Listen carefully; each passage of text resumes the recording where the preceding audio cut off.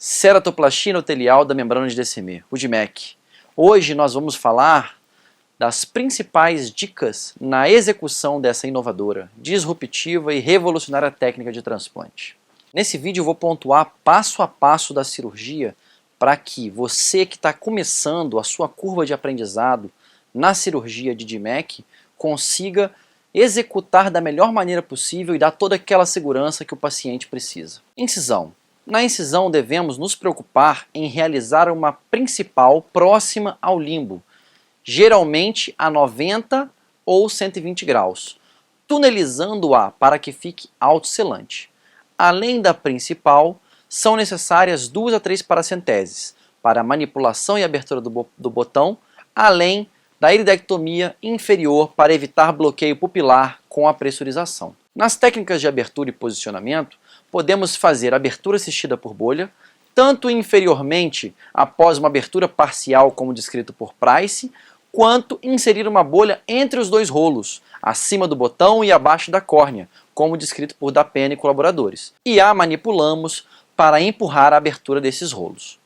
Podemos ainda fazer uma abertura assistida por manipulação da câmara anterior, como na técnica Samba Tapping, onde, ao pressionar a córnea de maneira rápida e logo após retirar a pressão de maneira lenta, empurramos o botão no sentido da onda que criamos. E quando fazemos o contrário, o botão é sugado na direção da cânula. A primeira pressão deve ser sempre realizada no centro do botão, de forma longitudinal ao seu maior eixo, quando este está em rolo único ou duplo. E após a abertura de um dos rolos, podemos então prender um dos lados com uma pressão direta, mantida enquanto o outro rolo é aberto com outra cânula, orientada de forma horizontal para pressionar a córnea com o intuito de desenrolar o tecido. Então, você percebeu que nós temos diferentes ferramentas e diferentes técnicas para conseguir abrir esse botão. E o importante é que você justamente consiga abrir esse botão da forma mais rápida possível, já que ele está corado com azul e você não quer perder essa coloração, já que quando você a perde, você tem maior dificuldade de enxergar e ao mesmo tempo você não quer perder células. Quanto mais você mobiliza o tecido, quanto mais você pressiona a córnea, mais esse tecido ele tem a chance de ter contato com outras regiões do olho e com isso maior chance de perder células. Podemos ainda realizar a tração direta do tecido, pelas bordas com cisco invertido ou micropinça adequada para centralizar melhor o tecido. A técnica Bubble Bumping, onde colocamos uma bolha parcial na câmara anterior, abaixo do transplante, e a levamos para a borda que ainda está dobrada, enquanto pressionamos repetidamente sobre a córnea na mesma topografia, pode ser utilizada para abrir partes do tecido que, mesmo após centralização, ainda ficaram dobradas. Orientação. Essa parte é realmente muito importante. Pense bem, estamos colocando um tecido e a posição dele tem que ficar perfeita. O endotélio tem que ficar para baixo, ou seja, mais posterior, mais em contato com o restante da câmara anterior e a DCM. Se você bota o tecido de forma orientada invertida, quando você faz a colocação da bolha e você fixa esse tecido não vai funcionar, porque justamente o endotélio está sendo pressionado pela DCM e pela córnea. Então nós temos que ter certeza de que a orientação está certa. Inclusive, essa é uma situação que eu cobro muito dos meus fellows. Quando eu estou sentado do lado deles e eles operando, eu falo, olha, isso você tem que ter muita atenção. E nós temos técnicas para ver isso, e isso que a gente vai ver agora. Antes da inserção, é importante sempre tentar já inserir o botão na posição certa dentro do injetor, já corado por 1 a 3 minutos no azul. E quando o botão já estiver dentro do injetor, pode-se utilizar a técnica de Veldman-Van para identificar o lado. Depois da inserção, podemos utilizar o sinal de Mutsuri, que deixa a espátula de íris azul quando essa é inserida dentro do rolo, ou Mutsuri modificado, quando encosta-se na parte interna do rolo e faz com que esse botão se mexa. Esse último sinal é justamente o que eu mais utilizo quando eu estou ensinando essa técnica para os meus fellows, porque esse sinal permite com que a gente veja de forma clara qual é a orientação que esse botão está. E eu nunca fixo uma córnea sem ter certeza que a orientação está correta. Caso a orientação esteja invertida, após encher a câmara anterior com BSS, devemos centralizar o botão na pupila e jateá-lo no ângulo correto a partir da paracentese para que o jato tenha a capacidade de empurrar um dos rolos para rotacionar o botão até a posição correta. Ou seja, se o botão está invertido, você tem que colocar ele na posição correta. E novamente, vamos utilizar o sinal de Mutsuri ou o sinal de Mutsuri modificado para ter certeza que a orientação está da forma correta. Temos ainda o OCT intraoperatório. Alguns microscópios mais novos dispõem dessa tecnologia maravilhosa que facilita a visualização em tempo real da cirurgia.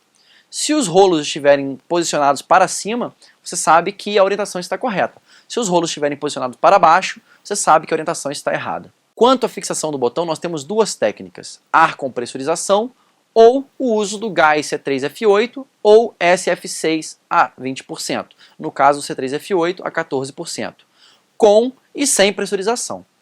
Em ambas as técnicas devemos inserir com cânula fina o ar, posicionando a bolha logo no meio da pupila e injetando uma primeira bolha pequena, que deve ser aumentada com cuidado.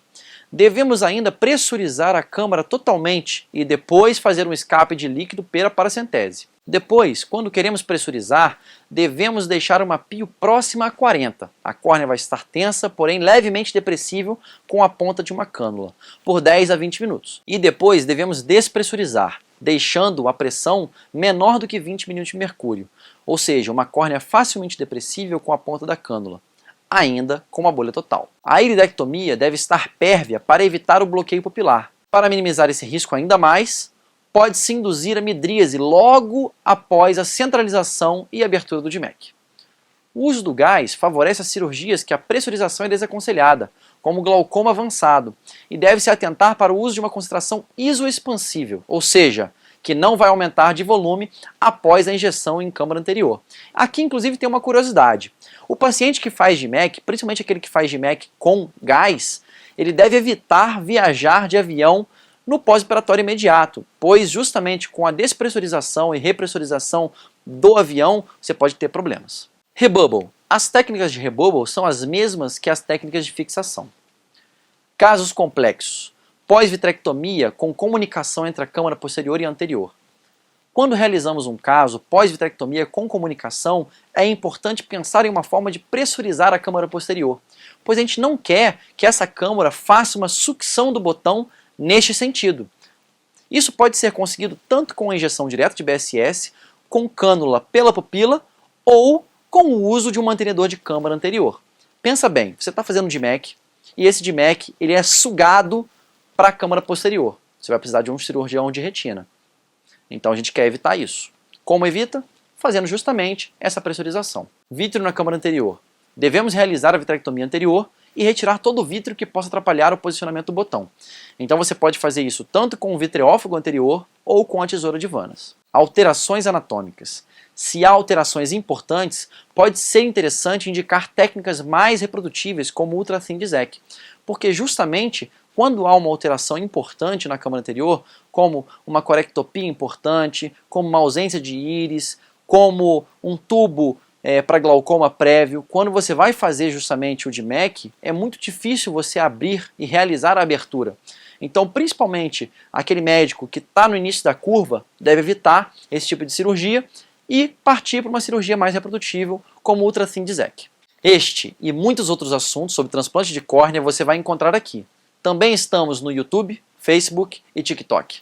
Toda semana um vídeo novo. Semana que vem falaremos sobre as principais complicações dessa técnica e como fazer o seu manejo.